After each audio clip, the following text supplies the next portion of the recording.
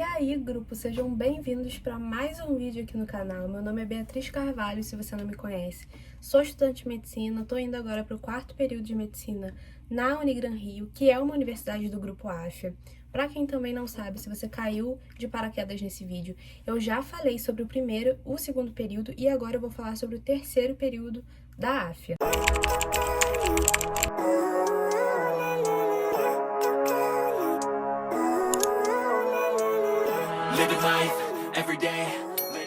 A AFIA é um grupo que comprou várias faculdades de medicina e implementa o método dela. Eu expliquei sobre isso melhor no início do primeiro vídeo, que foi o vídeo do 1º período, que tá na playlist, que eu vou deixar o link aqui abaixo pra vocês. Eu expliquei mais ou menos o que ela é, como que ela funciona, mas ela basicamente tem um método que ela implementa o método PBL e ela tem as provas que são nacionais, e aí a faculdade também tem as provas que são da faculdade, então cada faculdade faz de uma forma. Então eu vou falar direitinho pra vocês, só que vai mudar de faculdade para faculdade, porque tem algumas coisas que são atribuições dela e não da AFIA, que é a empresa dona. Lembrando também, gente, que esses vídeos não tem qualquer relação com a AFIA ou com a minha faculdade, não é uma propaganda, são as minhas opiniões sinceras, tanto que quando eu não gosto de algo, eu falo que eu não gosto desse algo, então também fiquem tranquilos em relação a isso, porque tudo que eu vou falar aqui é da minha experiência e é a minha opinião sincera e pessoal. Vamos lá, eu dividi esse vídeo em alguns pilares, né? Eu vou falar primeiro do pilar que para mim é o mais importante, que vocês querem saber de como funciona, é como e quais são as matérias do 3º período da AFIA. Vou falar mais voltado para a minha universidade, mas eu acho que vai servir para pelo menos ajudar e direcionar vocês para todas. Por exemplo, a matéria que é SOI, né? Sistemas Orgânicos Integrados. Novamente, se você tá de paraquedas nesse vídeo, eu aconselho que você assista o vídeo do 1º período, que eu explico direitinho o que é cada matéria, quais são os eixos, para você conseguir entender melhor. Em SOI, você vai ter a introdução às doenças. A partir do 3º período, você começa a ter, de fato, doenças. No 1º e no 2º, você vê a fisiologia normal de cada aparelho. E quais são os pilares que você vê de cada doença? Definição, etiologia, epidemiologia, fisiopatologia, manifestações clínicas, que são os sintomas, né, propriamente ditos, diagnóstico, e aí você tem o diagnóstico semiológico e o diagnóstico por imagem ou os exames laboratoriais, e também você tem o tratamento farmacológico e não farmacológico quando existe. Em SOI, a gente continua tendo o pilar dos APGs, né? Que são aquelas aulas que basicamente a gente recebe um caso, estuda sobre aquele caso e apresenta na aula seguinte e depois recebe outro caso.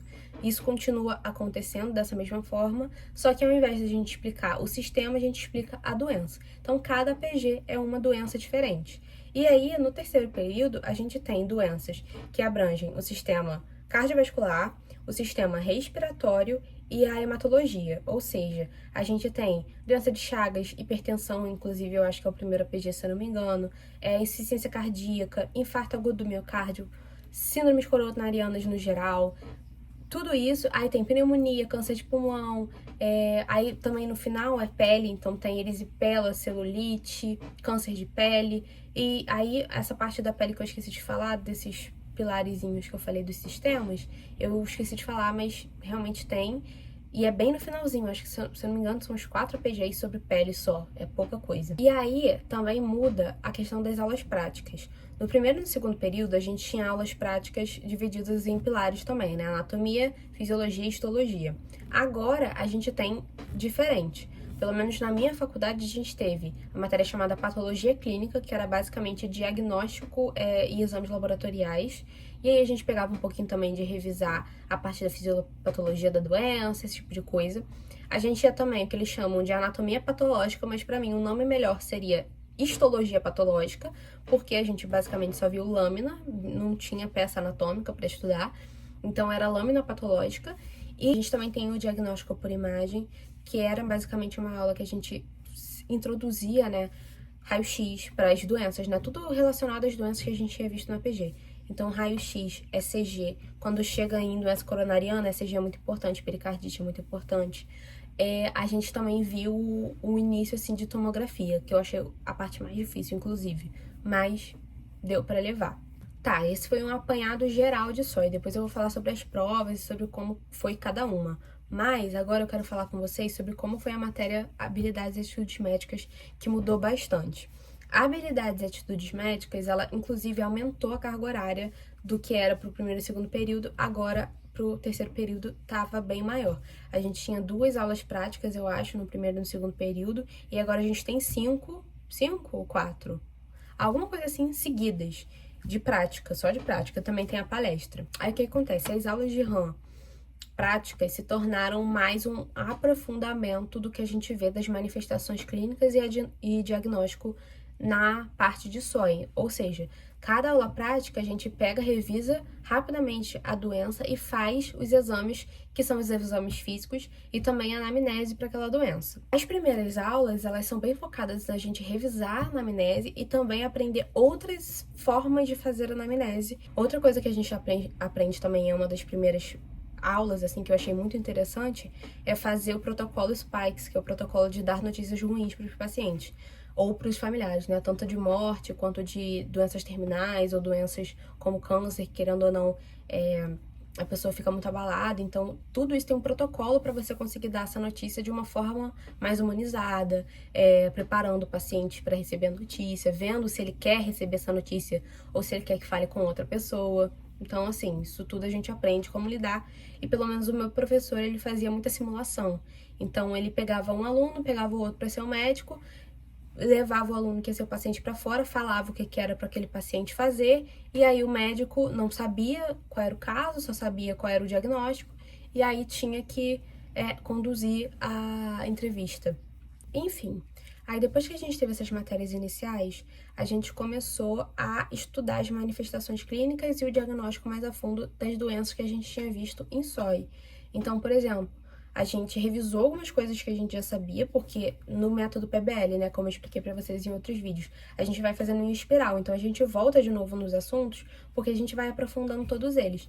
Então, no primeiro período, a gente teve sistema cardiovascular. Aí, que chega lá no terceiro, a gente tem doenças do sistema cardiovascular. Aí chega em RAM, você tem que saber o básico que você aprendeu em RAM do primeiro período, que é foco de ausculta, aferir pressão arterial, sinais vitais, e você tem que, né, colocar isso de volta, relembrar essas coisas e aprofundar elas em RAM 3. Então, é sempre importante que vocês estudem para aprender e não para gravar, porque você vai precisar desses conhecimentos básicos depois, entendeu? Outra coisa que a gente aprofunda também são os exames de imagem, que parece que só é em diagnóstico por imagem, mas não. Em RAM a gente também vê isso, porque a habilidade de estudos médicos, ela ajuda você a conduzir uma anamnese, a conduzir um exame físico para você dar o diagnóstico ao paciente. E o diagnóstico por imagem é um exame complementar. Então, você tem que saber ver ali o que tá físico, que você consegue palpar, o que o paciente te fala, e também ver aquilo na imagem. Então, é bem legal porque você junta tudo. Então, para mim, uma coisa muito positiva desse semestre foi ver que as matérias, elas se casam demais. Então, isso é muito legal. Agora, falando sobre IESC 3. IESC, gente, é a mesma coisa, saúde coletiva, então a gente fala muito sobre SUS, só que dessa vez as práticas foram bem mais práticas mesmo, e de colocar mais a mão na massa. A gente começa a introduzir o PTS, que é o Plano Terapêutico Singular. Isso é basicamente, vocês vão aprender isso na faculdade, os professores vão explicar melhor pra vocês do que eu, então eu não vou me aprofundar muito nesse assunto, mas basicamente você começa a fazer visita domiciliar e você pega o caso de uma família para você tentar elaborar um plano terapêutico singular para ela, e no final do período você apresenta o projeto que você fez com essa família, a resolução, os objetivos, o que foi cumprido e o que não foi cumprido. Outra prova que é super importante em SOI é a prova multi-estações, que é a prova prática, e ela também muda um pouco de figura com a mudança das matérias. Também são casos clínicos que abrangem tanto a patologia clínica, a histologia patológica e o diagnóstico por imagem. Então, geralmente, por exemplo, tem um caso clínico e uma imagem e pede para você descrever os achados naquela imagem. Então, por exemplo, um caso de insuficiência cardíaca com as manifestações clínicas lá do paciente e uma imagem com um raio-x. E aí você tem que olhar, né, analisar e descrever quais são os achados que tem ali. Aí tem nome para cada achado, então tem as coisas lá. Aí, por exemplo, um caso de paciente com hipertrofia ventricular. Isso tem um desdobramento, né, na histologia do coração. Então, vai ter lá um caso que sugere hipertrofia ventricular, uma lâmina, e vai te perguntar quais são os achados nessa lâmina, por exemplo, entendeu? Então, é bem legal também de fazer essa prova, apesar dela dar um pouquinho de medo, porque no início você não sabe como é que ela vai ser feita. Mas é caso clínico e as perguntas são bem objetivas, pelo menos as feitas pelos meus professores foram objetivas. Começou a realmente ficar legal, ficou mais parecido com medicina, que é quando você começa a ter contato de verdade com os pacientes e também aprender que a realidade das pessoas influencia tanto no tratamento quanto no psicológico delas. Então, assim, também é importante para você ver diferentes realidades que não são a sua e tentar trabalhar com o que você tem, com o que essas pessoas também têm. Agora, falando sobre as provas, eu vou falar para vocês as mudanças que tiveram, porque tiveram algumas mudanças. Quando a gente começa a falar sobre patologia, é um pouco diferente do que quando a gente só fala sobre o sistema. Por exemplo, para falar sobre a N1, vou juntar a N1 de SOI e RAM porque foram muito parecidas. As N1s agora falam mais sobre patologias, então, geralmente, as questões, elas são casos clínicos mesmo, não é só uma questão para perguntar um conceito. Então, vem um caso clínico, homem, 52 anos, histórico de hipertensão e diabetes, e tananã, aí vai falando, aí geralmente até te dá sinais vitais, e aí pede um diagnóstico, ou pede, sei lá, um tratamento farmacológico para aquele caso e justifica qual é o mecanismo de ação. Então, basicamente te dá o caso e aí te pede alguma coisa, te pede diagnóstico, te pede outras manifestações clínicas que podem acontecer, te pede complicação, te pede esse tipo de coisa. A integradora é a mesma coisa, também é tudo caso clínico na maioria das vezes, e aí te pede alguma coisa, te pede algum conceito. Quando não é caso clínico, é algum conceito, e aí você bota lá o conceito, é de boa. Mas a integradora, ela segue sendo totalmente objetiva e a N1 segue sendo as 8 objetivas e 2 discursivas, ou então, no caso de SOI, 15, sendo 13 objetivas e 2 discursivas. A prova de proficiência continua também a mesma coisa, a mesma pontuação, e as não programadas seguem quase o mesmo estilo da N1, sendo que são só 5 questões, pelo menos na minha faculdade, e também são casos clínicos. Mas a não programada, eu não posso falar muito para vocês, porque varia de faculdade para faculdade. Como a não programada é professor que faz, eu não tenho como dar certeza de como é uma prova, entendeu? Até porque eu já vi de outras faculdades e é bem diferente da minha, por exemplo. Outra prova que é super importante em SOI é a prova multi-estações, que é a prova prática, e ela também muda um pouco de figura com a mudança das matérias. Também são casos clínicos que abrangem tanto a patologia clínica, a histologia patológica e o diagnóstico por imagem. Então, geralmente, por exemplo, tem um caso clínico e uma imagem e pede para você descrever os achados naquela imagem. Então, por exemplo, um caso de insuficiência cardíaca com as manifestações clínicas lá do paciente e uma imagem com um raio-x. E aí você tem que olhar, né, analisar e descrever quais são os achados que tem ali. Quando a gente fala de N1, de ESC integradora, é muito parecido também, é caso clínico, só que aí eles colocam saúde coletiva no meio. Então, regras do SUS, legislação do SUS, e também chega em espiral, né? Você revê todas aquelas leis que você vê no primeiro e no segundo período, e aí aprofunda com mais outras, então é bem parecido. Aí, como é que é a OSCE de RAM, que é a prova prática de RAM, né? Essa mudou muito, porque no primeiro e segundo período, pelo menos na minha faculdade, aí, de novo, os professores que fazem essas provas para vocês, né? Então, pode variar de cada faculdade. Mas na minha faculdade, obviamente, como a gente teve doença, o que você vai ver é doença. Só que aí, por exemplo, eu cheguei para fazer a OSCE, e aí eram vários consultórios, com um professor dentro de cada consultório, e aí tinha lá bonecos ou manequins, ou o próprio professor, dependendo da doença, que pedia para você fazer algumas coisas. Então, ele te dava um caso, você tinha que ler o caso, e aí ele falava, agora faz o exame físico completo desse paciente. Aí você tem que fazer toda aquela coisa, se apresentar para o paciente, falar o que você vai fazer, se for ao escutar, esquentar o esteto, esquentar as mãos, avisar que suas mãos estão higienizadas, e aí você vai lá e faz todo o procedimento certinho no paciente. E aí tem vários checks que o professor tem que dar de acordo com o que você fez ou não fez. E aí, quais foram as minhas impressões desse terceiro período? Gente, eu achei esse terceiro período muito mais legal do que todos os outros, porque passou a ser medicina de verdade, propriamente dita, né? Então, assim, de verdade, foi muito, muito legal mesmo, gostei muito, apesar de, na minha faculdade, esse período, sendo muito sincero pra vocês, eu achei que da parte da organização de SOI, principalmente, foi muito jogado. A gente teve vários problemas administrativos que eu acho que poderia não ter acontecido se tivesse um pouquinho mais de boa vontade por parte dos coordenadores, coisa que eu não senti muito, mas eu não vou ficar falando muito sobre isso aqui. Toda faculdade tem seus problemas, cada período é um período, e as coisas acontecem e a gente tem que lidar com isso da melhor forma, mas deu pra ir muito bem, deu pra tirar de letra. Estudei muito, muito, muito. Acho que, assim, eu sempre fui de estudar muito, mas parece que esse período que todos os meus veteranos falaram que ia ser Terceirolândia, que era muito fácil, não achei. Eu acho que talvez porque eu tive um mês a menos que eles, mas eu achei muito complicado, é muito volume de matéria. Também tive vários feriados em dia de APG, então juntava 2 APGs em um. Aí teve um APG que a gente ficou desesperado, porque a gente teve pneumonia e câncer de pulmão no mesmo APG. Pensa, que loucura. Então, assim, desesperador, mas graças a Deus deu tudo certo. E é um período muito legal, vocês vão adorar, tipo, vocês vão gostar mesmo, muito legal mesmo. Quais são as minhas dicas principais para você passar bem desse período? Não deixa acumular. Isso eu sempre falo, mas dessa vez é muito, muito importante. Não deixa acumular ou deixa acumular o mínimo possível, porque é um período que é realmente muito rápido. Cada PG é uma doença. Então, assim, é muito importante também porque é isso que você vai ver no dia a dia, entendeu? Porque não é só, é um sistema ali, eu vou gravar isso daqui pra prova e é isso, acabou, posso esquecer, botar numa gaveta. Não pode, porque realmente são coisas que você vai ver depois.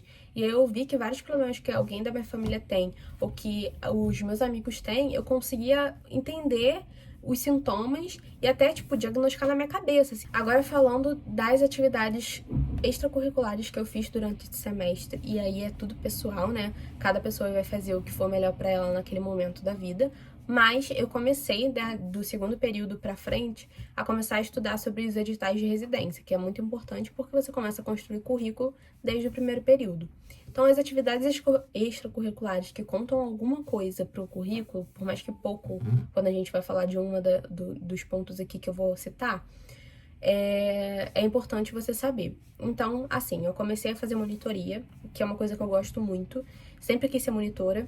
E aí eu prestei prova para monitoria de RAM 2, que é Habilidades e Atitudes Médicas 2. Eu gostava muito da parte de reprodutor feminino e masculino, gostava muito da parte de neuro, então eram os exames dessas áreas. E aí eu gostei muito e aí eu prestei prova, passei para monitora bolsista. Lá na Unigran Rio a gente tem 2 estilos de monitoria, tem o monitor bolsista e o monitor voluntário. O monitor bolsista é um monitor que trabalha 8 horas semanais e recebe uma bolsa de R$ 300. E o monitor voluntário é um monitor que tem que trabalhar 4 horas semanais e não recebe.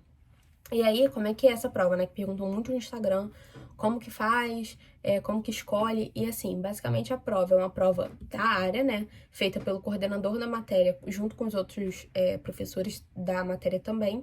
E sobre o monitor bolsista e o voluntário, basicamente você não consegue escolher, é pela nota da prova.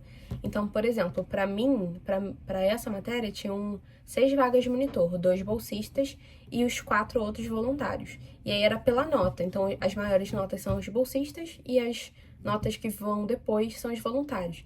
E aí, se eu não me engano, tinha 6 vagas mesmo e acho que 25 a 30 alunos para concorrer para essas vagas. Então, era por nota mesmo. E assim, a monitoria é uma coisa que conta para o currículo, para residência, então é uma coisa importante de você fazer, mas eu só aconselho você fazer se você quiser muito. Não é a coisa que mais conta, tá longe de ser a coisa que mais conta, mas é algo importante porque você aprende muito ensinando, mas você, para isso, né, você tem que gostar de ensinar. Então, às vezes eu vejo muitas pessoas fazerem provas de monitoria e se tornarem monitores para preencher currículo, só que não faz bem feito, entendeu? Então, às vezes larga os alunos no meio do caminho, às vezes não vai dar monitoria, não cumpre com sua carga horária. Isso é errado, é desonesto até. Então, assim, se você quiser fazer monitoria, queira ser monitor, entendeu? E entenda que você tem que estar disponível para tirar as dúvidas das pessoas, por mais bobas que elas pareçam. Então, assim, às vezes é bobo para você, mas não é bobo para outra pessoa. E você tem que estar aberto para poder explicar e também ir se aprimorando para saber, para explicar o que você não sabe muito bem. Então, foi muito importante para mim, foi até uma forma de crescimento pessoal, porque conhecimento não é nada se você não passa ele adiante. Então foi muito legal, foi muito importante, tanto para o meu currículo quanto para minha formação acadêmica e como pessoa. A outra atividade extracurricular que eu escolhi fazer é uma liga acadêmica. Eu passei para a Liga de Neurociência de Caxias, adoro esse tema, é um tema muito legal e eu amo a professora orientadora. Então, a gente não teve muitos eventos ligados à liga ainda, muitas aulas, porque o processo seletivo foi bem tarde, né? Foi bem no final do período. Então, a gente estava todo em época de prova, então ficou meio difícil de fazer. Só que a gente conseguiu fazer um simpósio de neurociência muito legal. A gente falou sobre temas importantes e muito relacionados à demência e teve vários professores incríveis convidados. Foi muito legal mesmo. E foi um sucesso, assim, a gente esgotou todos os ingressos, inclusive passou da quantidade que a gente tinha estipulado no início. Então foi muito legal e foi uma experiência muito bacana. Aí outra atividade extracurricular que eu estou fazendo e não conta absolutamente nada por currículo é fazer parte da comissão de formatura, que é uma coisa que eu falei que eu jamais faria e eu estou fazendo porque me convidaram. E eu falei, vou pensar, e aí eu pensei e eu falei, não, tá, vamos entrar. Eu fiquei na parte do marketing, que é o que eu sei fazer, e aí a gente vai ver como é que vai ser, mas provavelmente a gente vai fechar a formatura agora, no início desse ano. E vai ser muito legal, já tô animada pra daqui a 4 anos e meio mostrar pra vocês a minha formatura e os eventos de formatura que vão vir por aí. E agora, como em todos os outros vídeos, vim avisar pra vocês que sim, nós temos o Médio Drive do terceiro período recheado de conteúdos pra vocês. Inclusive, nesse terceiro período, a gente tem logo no Drive. Então, assim, gente, tá uma coisa de louco. Eu mudei um pouco da forma como ele era feito. Vou deixar aqui do lado alguns spoilers passando. E cada resumo, pelo menos de SOI, por exemplo, é dividido nesses eixos que eu falei pra vocês, o que facilita muito vocês no APG, muito mesmo. E eu pesquiso, assim, vários e vários livros, também coloquei as referências, então se vocês quiserem se aprofundar mais ainda, vocês têm as referências lá no final dos resumos pra ir nos livros pesquisar.